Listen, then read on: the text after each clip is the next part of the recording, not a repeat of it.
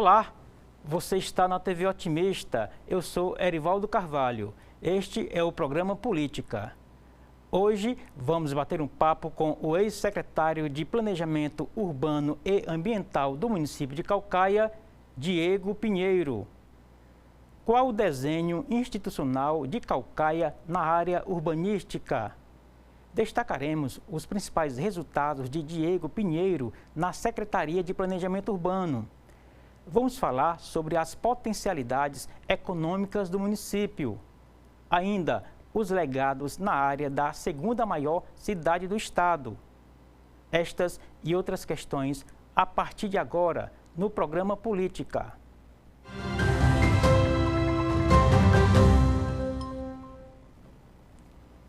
Diego Carvalho Pinheiro é advogado. O convidado é pós-graduado em Direito Empresarial.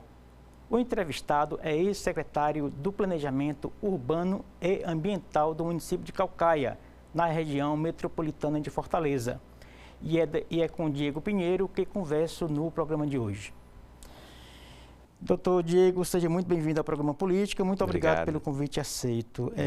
O senhor é jovem, mas já pós-graduado, já ex-secretário. Então, a gente fica aqui começando o programa perguntando como começou essa sua já longeva carreira acadêmica e também na gestão pública, a partir desse convite para atuar numa importante secretaria do município de Caucaia. Bem, Erivaldo, muito obrigado pelo convite, em poder compartilhar essa experiência, trazendo minha experiência do serviço público que sou concursado do Ministério Público Federal, trazer essa experiência para também o outro serviço público que foi ser emprestado para o município de Caucaia e poder ali atuar na área da Secretaria de Planejamento Urbano e Ambiental daquela cidade tão querida.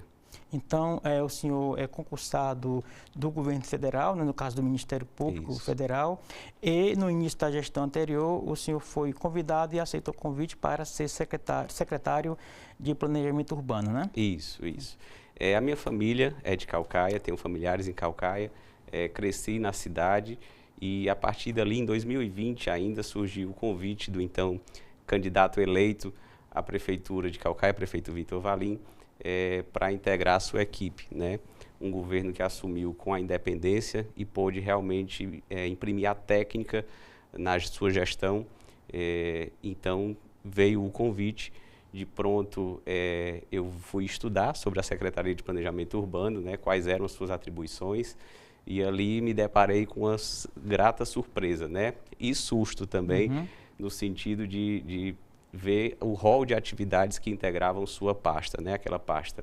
Nós estamos falando de uma Secretaria de Planejamento, só para contextualizar, que é responsável pela liberação de alvará de construção, alvará de loteamentos, alvará de eventos, licença de publicidade, o setor habitacional de uma cidade que possui o segundo população do estado do Ceará e o terceiro PIB, Então, o produto interno bruto, a riqueza gerada no estado do Ceará, em terceiro lugar, nós estamos falando da cidade, tamanho eram os desafios que a gente pôde ver que iria se deparar naquela cidade. E assim, ser responsável pelo programa habitacional também era um grande desafio, principalmente em virtude da irregularidade documental que permeia assim, a grande maioria daquela cidade, não possui uma regularidade documental e a gente precisava fazer do limão uma limonada, realmente extrair daquilo, entregando para a população o maior número de habitação dentro dessa realidade, de saber que a maioria não possuía documento em si das suas casas, das suas terras, e buscavam regularizar isso. Então, essa foi a missão do prefeito, ordenar a cidade urbanisticamente, tanto a cidade quanto a sua orla, aí a gente pode falar depois um pouquinho sobre a orla também, mas respeitando sempre as pessoas e a vocação daquela cidade. Certo.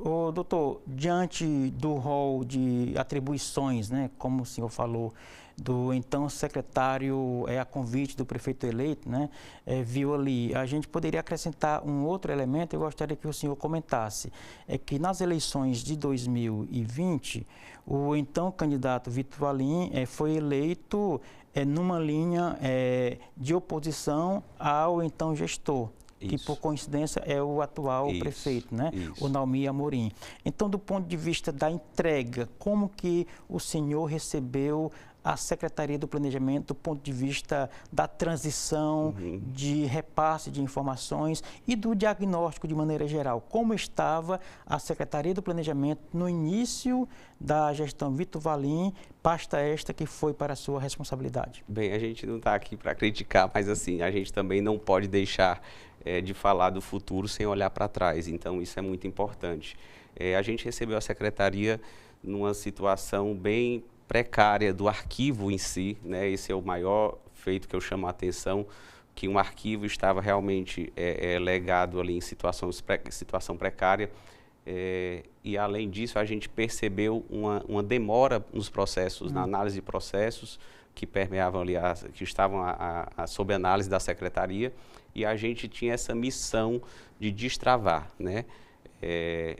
Isso demandaria uma reforma legislativa que foi também levada a efeito, também a gente pode falar sobre isso, mas tudo isso era algo que a gente precisava mudar, né? Fazer, como é um governo de oposição, a gente tinha a oportunidade de imprimir a técnica como primeira linha da Secretaria. Certo. Quando o senhor fala em arquivo que estava inadequado, o senhor está falando de um arquivo analógico, você está falando de uma memória legal que estava desfalcada, para a gente entender melhor? Pronto, ambos, na verdade, né? O arquivo era físico, documentalmente físico, e a gente não possuía realmente a memória do que tinha sido realizado na Secretaria. Isso é importantíssimo, né? Sim, sem dúvida, né?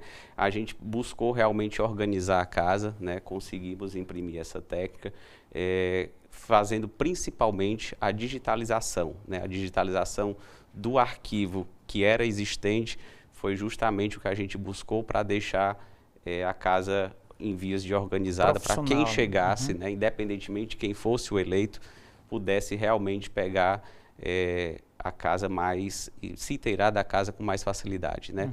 Para isso a gente começou digitalizando todos os mapas de loteamentos. Nós tínhamos na época, salvo engano, 180 e poucos loteamentos existentes no município, hoje tem mais depois da nossa gestão, mas 180 e poucos loteamentos, e a gente precisava vetorizar lote a lote desses empreendimentos, para que a partir daí o gestor que chegasse tivesse a possibilidade de saber aonde ele estava liberando uma construção, com precisão e não por aproximação. Então isso era algo basilar, básico, mas a gente precisava realmente deixar esse legado para poder que quem chegasse na cadeira pudesse realmente saber onde estava liberando suas obras e alvarás de construção em si. Entendi. Um planejamento em qualquer ente federado, até mesmo na iniciativa privada, mas em se tratando de um município, doutor, a área de planejamento é a antessala do desenvolvimento econômico. Faz sentido essa ligação entre uma coisa e outra? Sem dúvida alguma, né? Na verdade,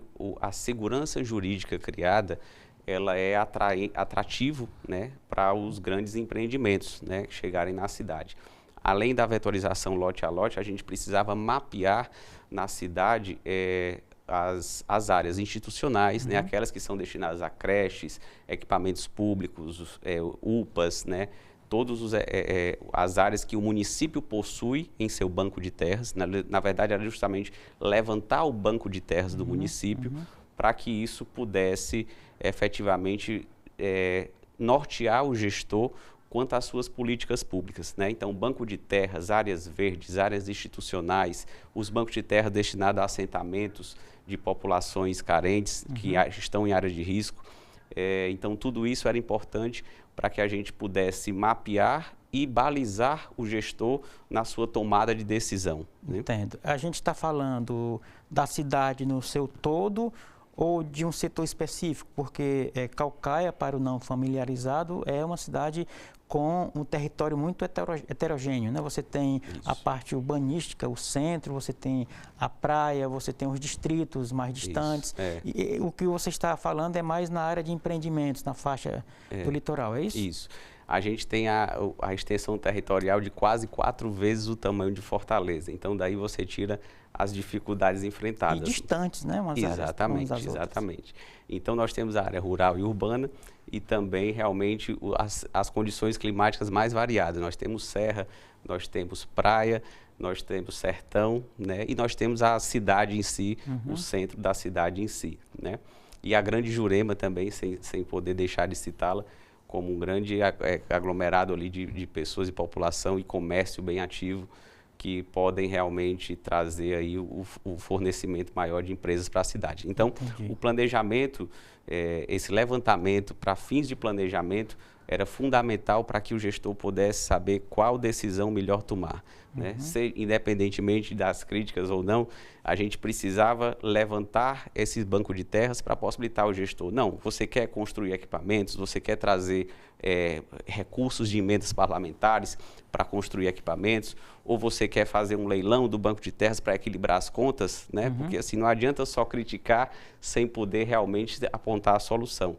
Então, a gente buscava fornecer ferramentas para que o gestor pudesse trabalhar e, a partir daí, tomasse sua decisão de como melhor gerir a cidade nesse aspecto. Qual foi a reação da iniciativa privada que aporta vultosos capitais nessa área de empreendimento de Caucaia? Bem, a gente, como resultado dessa celeridade, a gente precisou fazer uma reforma legislativa que pudesse simplificar os processos de análise na Secretaria de Planejamento Urbano, né? Então, a gente colocou parâmetros urbanos a serem analisados, apenas aqueles que fossem relevantes. Nós não nos preocupávamos mais, a gente brinca que a gente tirava a visão da casa interna do analista de planejamento, que ele fosse aprovar um empreendimento, uma casa, ele parava de se preocupar com o interno e analisava a casa a partir do Google Earth, né?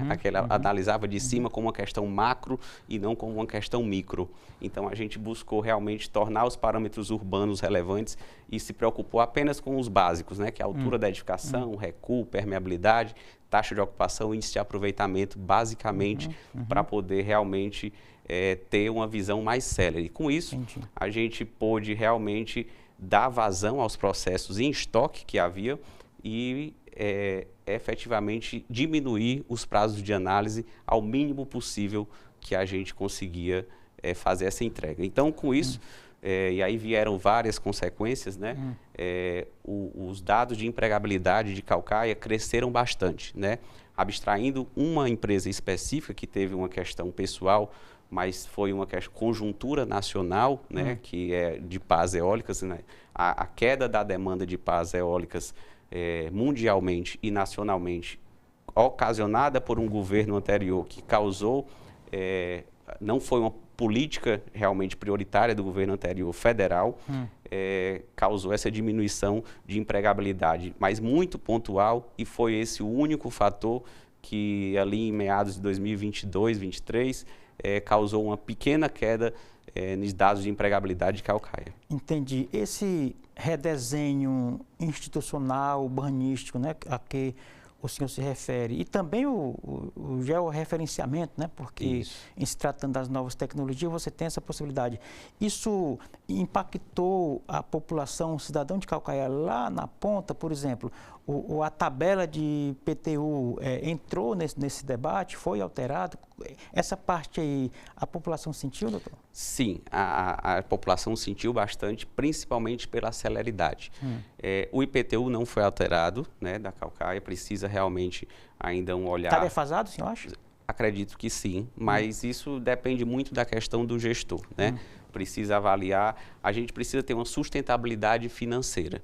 Essa foi uma grande meta também que a gente desenvolveu, no sentido de que a gente viu que a Secretaria de Planejamento Urbano, por se tratar de construções em si, ela estava defasada financeiramente. Então, a gente precisava criar mecanismos, porque programas sociais, eles precisam de uma fonte de recurso, né? E ser apenas um custo para o cofre do município geral, não seria o mais indicado para poder realmente equilibrar as contas. Então, a construção civil, via de regra, ela tem um benefício tributário que é o ISS, né? A partir de todas as compras que os construtores passam a fazer, empreendendo efetivamente na construção, elas geram um imposto de social, um imposto de serviço social de qualquer natureza, que chama, no sentido de retornar esses recursos para o município. Mas a gente buscava não só isso, equilibrar as contas de uma forma geral para que pudesse a secretaria ser sustentável. Então, nós criamos também, como fonte de recurso, um fundo municipal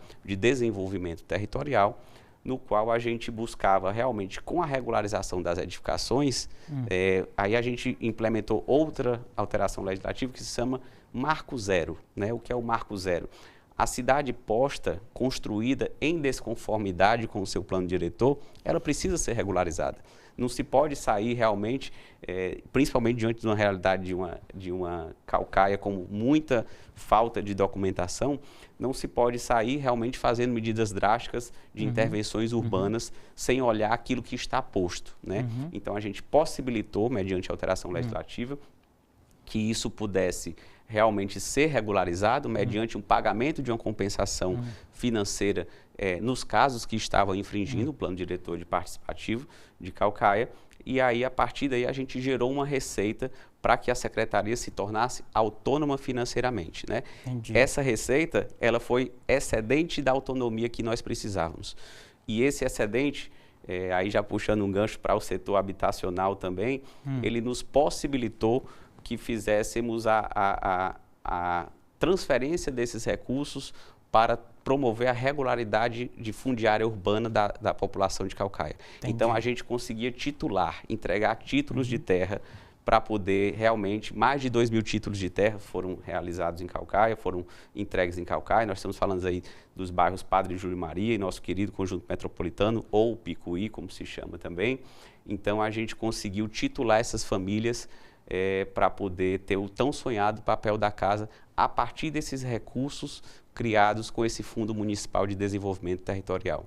Muito bacana, porque esse Marco Zero, além de ter espelhado para frente como que a partir dali deveria ser feito, ainda foi a um estoque de irregularidade, né? Exatamente. Colocou dentro da lei e ainda fez caixa com essa operação. Isso, né? você Então, traz a formalidade. foi né? uma ação triangulada que deu muito certo. Né? Você traz a formalidade àquelas pessoas que não possuíam o acesso ao crédito, por exemplo. Né? Existem programas da Caixa Econômica Federal que possibilitam que a pessoa realmente possa financiar até eletrodomésticos. Então, tudo isso serviu como você pode financiar seu imóvel, você pode dar ele em garantia, você pode fazer transações, e é isso a gente movimenta a economia como um todo de Caucaia, né? Por Exatamente. exemplo, os cartórios, né, também tiram sua economia aumentada. Então, a partir daí foi só um ganha-ganha para a gente entregar para a população e movimentar a economia por via reflexa. O chamado ciclo virtuoso, né? Exatamente. Muito bem, doutor. A gente vai fazer um rapidíssimo intervalo, tá bom? Daqui a pouco Perfeito. a gente volta com Diego Pinheiro aqui conosco no programa Política na TV Otimista. Não saia daí, a gente volta já.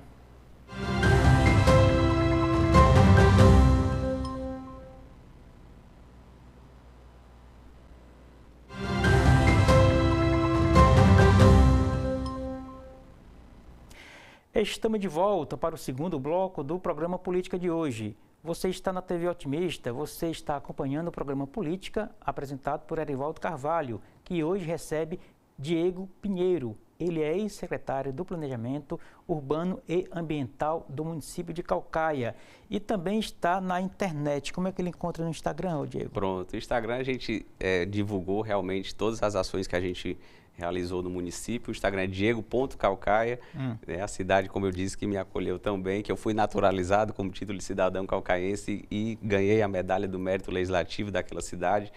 Então, é diego.caucaia o nosso Instagram, para divulgar essas situações que a gente pôs lá em Caucaia. E o que a gente está conversando segue lá, né? Sim, sim, segue tudo lá. Tá bom, então.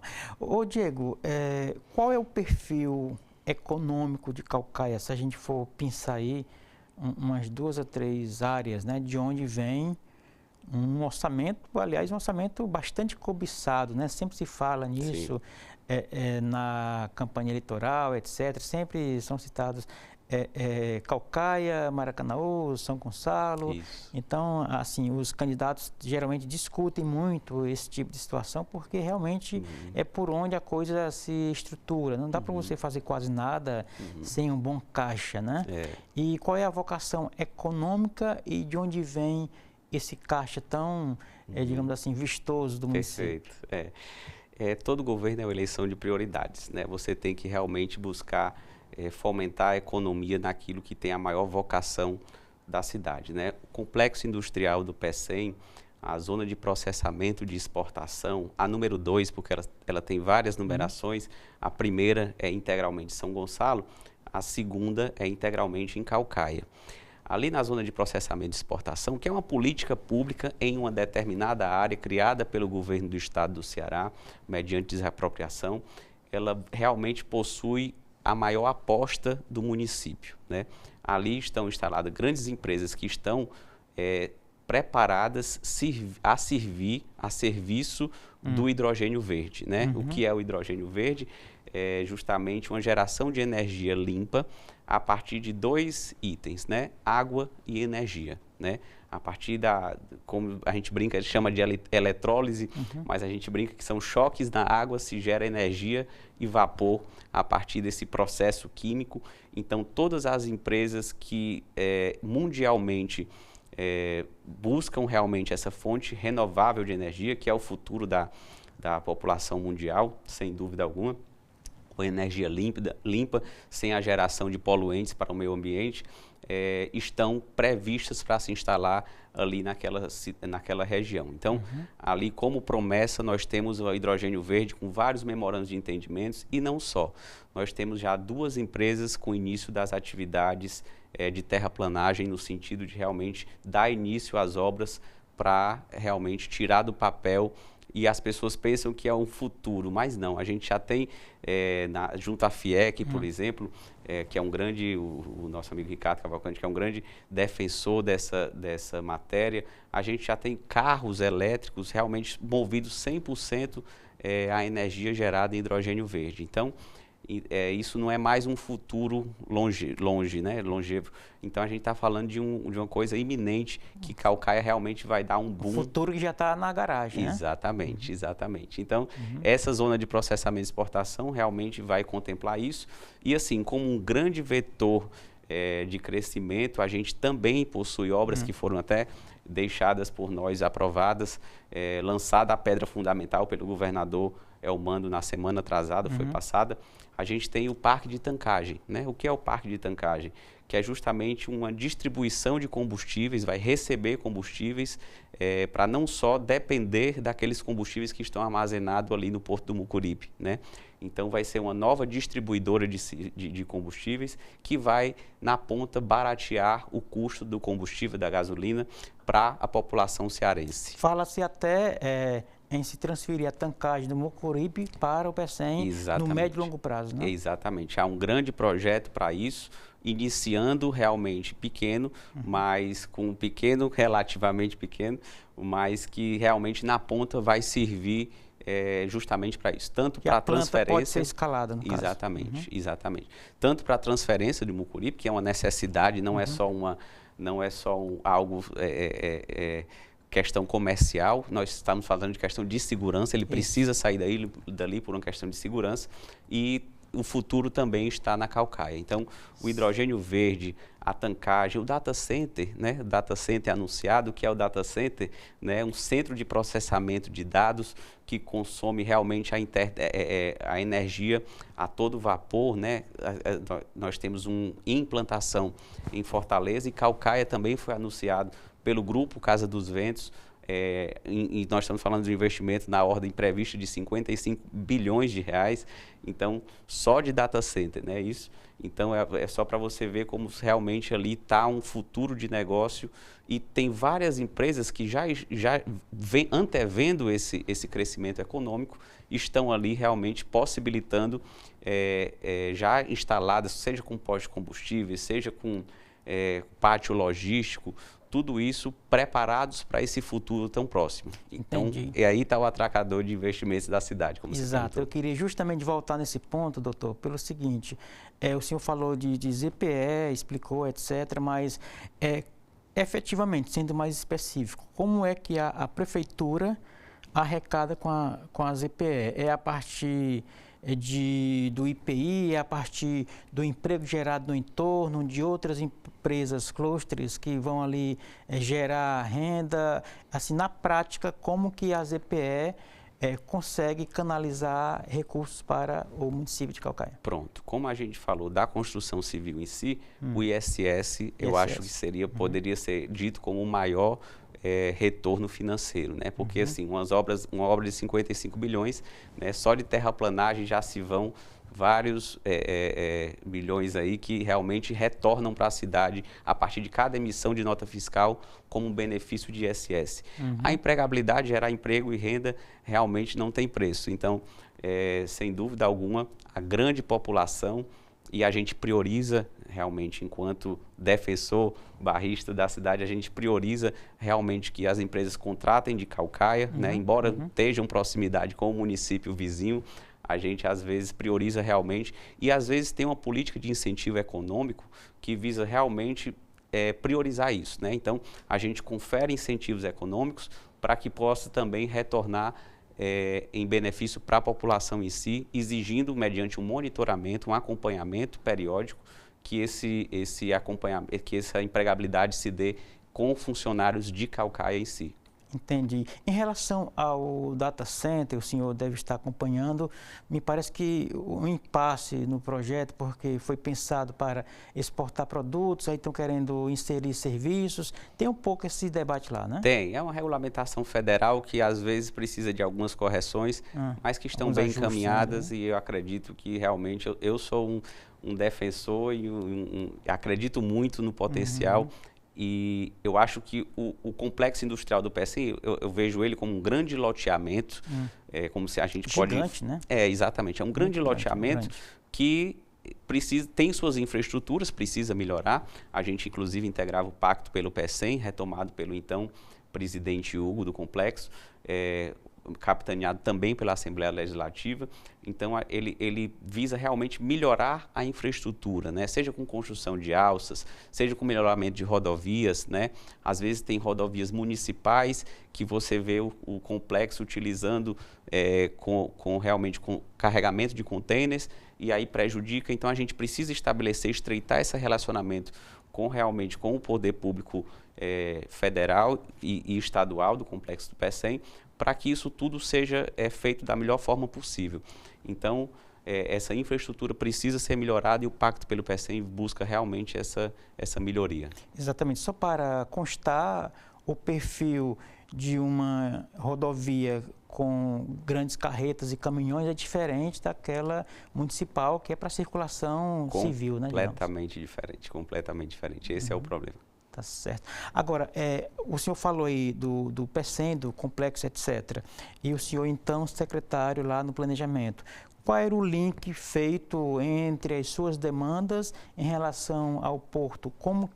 Onde o município entrou nessa triangulação lá, já que lá tem legislação estadual, legislação federal, como que o município sentou à mesa para ter essa grande conversa? Bem, a nossa missão, e que a gente conseguiu com muito, não é a duras penas, mas a gente conseguiu com muito diálogo, foi justamente estabelecer essa relação de respeito, né? Ali existe realmente uma questão estadual de desapropriação, como citei, mas para qualquer obra dentro do porto, independentemente de sua anuência ou não, o município tem que autorizar a obra, né? Não é porque o porto está dentro de Caucaia que Caucaia deve se curvar. E não existe essa hierarquização, né? Existe uma divisão de atribuições entre o município, o Estado e a União Federal. Então, dentro de uma parceria respeitosa e com divisão de atribuições, nós conseguimos realmente sentar à mesa com o pessoal do porto para poder estabelecer esse critério de análise todos os pedidos de empresas novas que se instalavam, realmente elas vinham bater a porta da Secretaria de Planejamento Urbano de Caucaia para que pudesse analisar o pedido, a construção, se ela estava adequada ou não ao plano diretor participativo do município. Urbanisticamente pensando, não é crível, por exemplo, que um loteamento se instale ao lado de uma fábrica que vai gerar algum tipo de poluente. Então, é só para entender que esse zoneamento da cidade, ele precisa ser respeitado como uma bíblia, né? Brincando, mas fazendo esse paralelo, para poder realmente que a cidade desenvolver de forma ordenada. Sem um plano diretor, não precisa de ordenamento urbano. Então, é isso que a gente busca realmente fazer valer o Estatuto da Cidade e realmente seguir aquele zoneamento previsto. Exatamente. E algo que também deve estar à mesa, do ponto de vista da coerência, doutor, é o fato de que desenvolvimento a todo custo, ele é algo do século XX, né? Isso. Se a gente está falando em transição energética, em sustentabilidade, não faz sentido você instalar algo que vai gerar receita com a qualidade de vida do entorno sendo impactada, né? Exatamente, né? Tudo isso precisa ser analisado minuciosamente para que possa realmente desenvolver. Tá certo. A gestão do Vitor Valim, doutor Diego, teve um processo de aproximação com o governo do Estado. Foi eleito, estava meio distante, aí foi ali num caminho de encontro, né? Na verdade, ao encontro do governo do Estado. E isso, de alguma forma, facilitou esse diálogo institucional da Prefeitura com o Porto? Sem dúvida, sem dúvida. A missão do prefeito era realmente a todo custo beneficiar a Caucaia, né?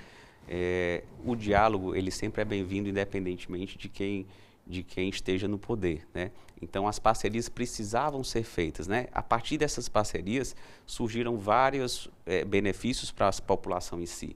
Aí nós podemos citar obras que também passam pelo planejamento urbano, e por isso a gente pode citar, porque são construções em si, mas nós estamos falando da duplicação da CE 090, que possibilitou que o cartão de visitas do município, que é o turismo também, além da indústria, o turismo é muito forte na questão do PIB, então possibilitou a duplicação da CE 090, facilitando o acesso à orla como um todo.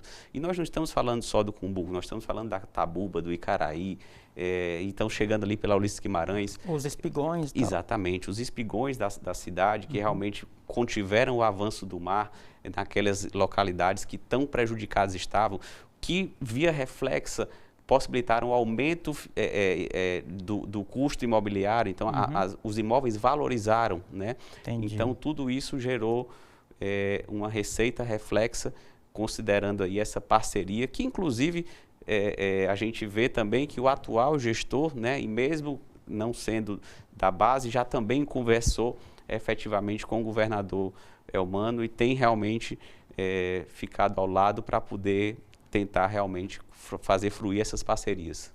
Muito bem, doutor Diego. Vamos fazer mais um rapidíssimo intervalo, tá bom? Daqui a pouco a gente volta aqui no programa Política com o terceiro e último bloco com o ex-secretário de Planejamento Urbano e Ambiental do município de Caucaia. Aqui conosco já depois do intervalo. Não saia daí, a gente volta já.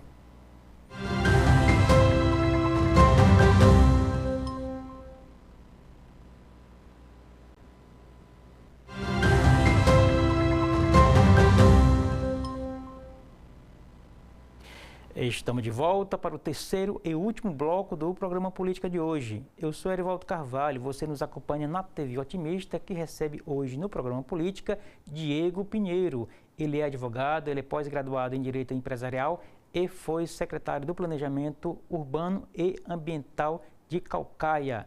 Aqui conosco, inclusive, passando novamente o Instagram para quem não anotou da primeira vez, não é isso? Pronto, nosso Instagram é diego.caucaia. Né, justamente em homenagem àquela cidade que a gente tem tanto carinho. Muito bem. A cidade de Caucaia, o município, melhor dizendo, que pega aí todo o território, é complexo do ponto de vista, como já falamos no primeiro bloco, das suas diversas áreas, né? Montanhosa, sertão, praieira, praiana, urbanística, etc. E, portanto, lidar com a questão ambiental, né, que é uma alça da sua secretaria, né, Sim. urbana e ambiental, é desafiador, né? Eu queria Sim. que você nos contasse um pouco como foi essa travessia, digamos assim. Pronto. O meio ambiente é algo, como você disse, bem desafiador. Ele precisa ter um equilíbrio ali entre o desenvolvimento empresarial e aquilo que é sustentável, né? E não é uma retórica de falar de sustentabilidade sem ações efetivas, né? A gente buscava desenvolver efetivamente entregas que a população pudesse ver efetivamente naquilo que a gente se propunha. Então, a gente tinha o Instituto do Meio Ambiente, a Caucaia tem até hoje o Instituto do Meio Ambiente do município, né, que ele é uma autarquia autônomo, mas também vinculado à Secretaria de Planejamento Urbano. Nós integramos, inclusive, o secretário da Secretaria de Planejamento Urbano é o presidente do Conselho Municipal de Desenvolvimento Ambiental, o CONDEMA. Então, tudo isso a gente precisava realmente, por meio desse instituto, fazer entregas à população, né? Então, como principal entrega visível, efetivamente, a gente teve pela primeira vez na gestão do prefeito Vitor Valim, a gente teve o monitoramento de ninhos de tartaruga, né? E nós estávamos monitorando 130 ninhos, né? Com efetivamente mostrando à população o nascimento, né? Aquelas tartarugas que voltam depois de dados anos realmente para desovar no mesmo local no qual nasceram. Então, esse monitoramento era algo que precisava realmente ser realizado. Nós tínhamos também a questão de mostrar as ecobarreiras, né? Ecobarreiras, o que seriam as ecobarreiras? Seriam estruturas metálicas lineares instaladas nos trechos no rio Maranguapinho, no rio Ceará, que pudessem realmente conter o lixo que passa, né? Que realmente vai desaguar no mar. Então, a gente precisava retirar essas toneladas de lixo dos recursos hídricos da cidade, né? Evitando realmente problemas futuros que só sobram realmente, a conta só vem para a prefeitura, né? Então, gerenciar a orla, como falei no início, que a gente também, por uma delegação da Secretaria de Patrimônio da União, nomeado pelo prefeito Vitor, a gente também representava o ordenamento da orla. Todas essas ações, junto ao Instituto, junto à parceria, a gente estabeleceu com organizações não governamentais, a gente estabeleceu a possibilidade de a pessoa ter desconto no seu licenciamento ambiental, desde que financiem efetivamente ações, projetos sociais nesse sentido. Então, a gente buscava realmente fazer tudo isso em parceria, inclusive com órgãos estaduais. A Superintendência Estadual do Meio Ambiente, a SEMASSE, foi um dos primeiros que a gente fez acordos de cooperação técnica, que a gente conseguiu realmente a autorização para utilizar o sistema deles, que a gente realmente conseguiu avançar em delegações quando eram necessárias, delegando aqueles licenciamentos que seriam regionais para que a gente fizesse pelo próprio IMAC, ou seja, reconhecendo que o município estava efetivamente estruturado para que pudesse licenciar essas atividades. Então, com tudo isso foi fruto de parceria, citando ecobarreiras, citando realmente monitoramento de ninhos de tartaruga, que eu acho que são os maiores feitos ambientais que a gente pode citar. Certo. Realmente é uma dimensão muito grande, inclusive do ponto de vista do trabalho, e às vezes até um trabalho invisível e de colheita a médio e longo prazo, ou seja, apostar no futuro. Só que aí, doutor Diego, o meio ambiente não é isso que o senhor falou, é importantíssimo, né? Parceirizar, investir e regulamentar, criar leis, etc. Mas tem algo que, sem isso, talvez a coisa não ande, que é a conscientização da população. E aí eu lhe pergunto, não é a sua área específica, mas não era, mas assim, eu pergunto, como é que está a educação ambiental na média geral do município de Caucaia? Pronto, a educação ambiental também foi uma das prioridades, né?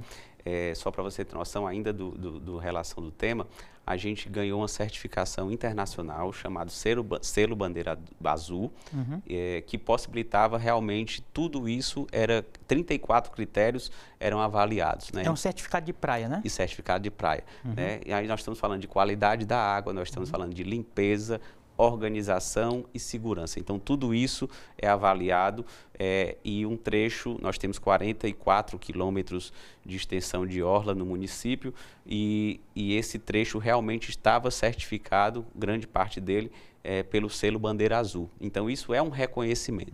Nas escolas também, seja com distribuição de mudas, a gente estabeleceu também, por incrível que pareça, por uma criação legislativa, bem que você citou, uma cultura oceânica. Então, era ministrado nas escolas essas culturas oceânicas para que a população, os estudantes tivessem a conscientização, né, que desde cedo deveriam fazer sua preservação do meio ambiente, principalmente dos oceanos. Então, isso foi realmente olhado pela nossa gestão como prioridade também de governo.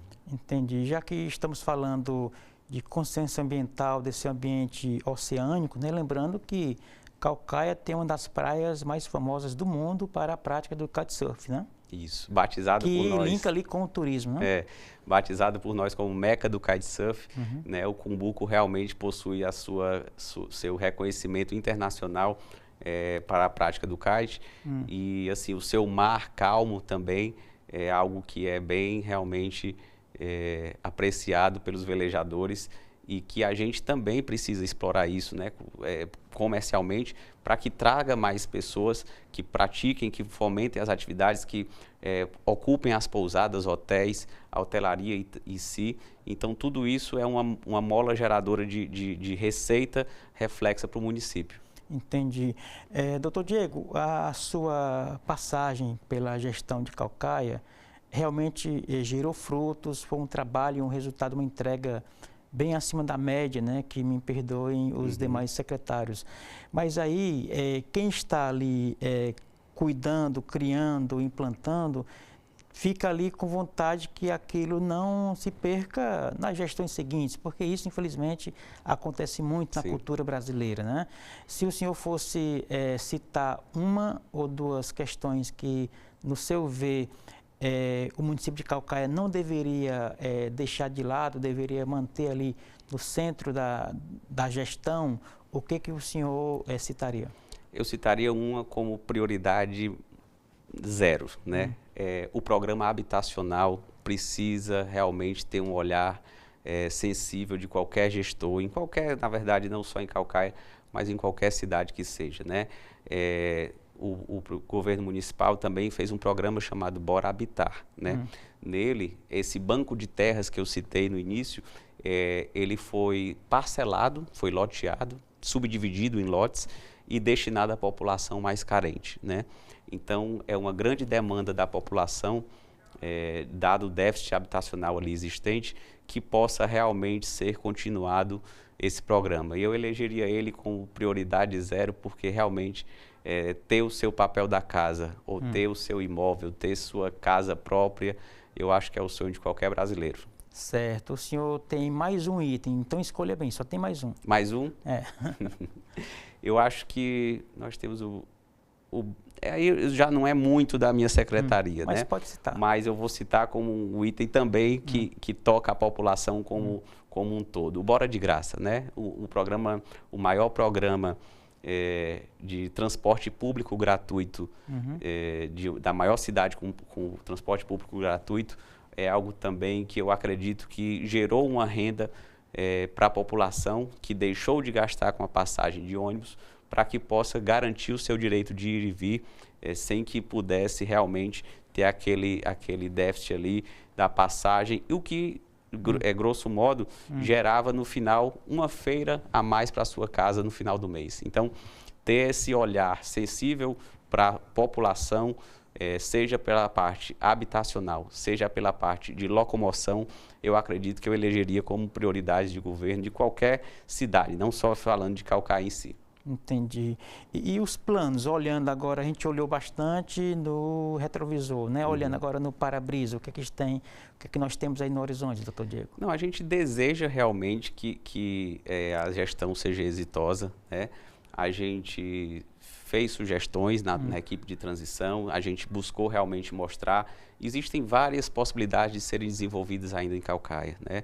nós temos a possibilidade de fazer festivais gastronômicos, nós temos possibilidade de fazer campeonato de regatas, de velas coloridas ali na Orla do Cumbuco, na Itabuba, Iparana, Pacheco, toda a região.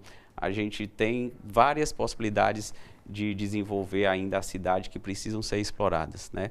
Então, a gente é desejoso do êxito administrativo dessa gestão e busca realmente que essas políticas não sejam abandonadas, né? E realmente sejam feitas mais e mais entregas para a população.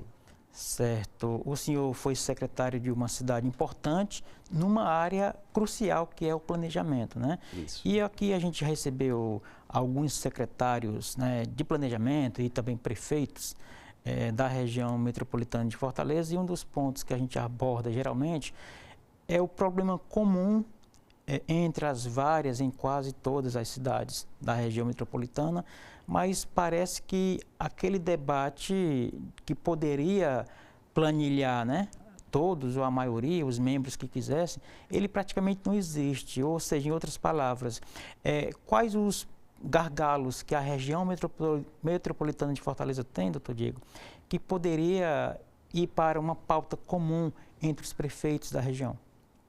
Eu acho que a questão dos recursos hídricos, a poluição dos recursos hídricos, como a gente está falando do tema, é algo que realmente perpassa, realmente transpõe os limites dos municípios. Sim. E precisa ser chamada a atenção para isso.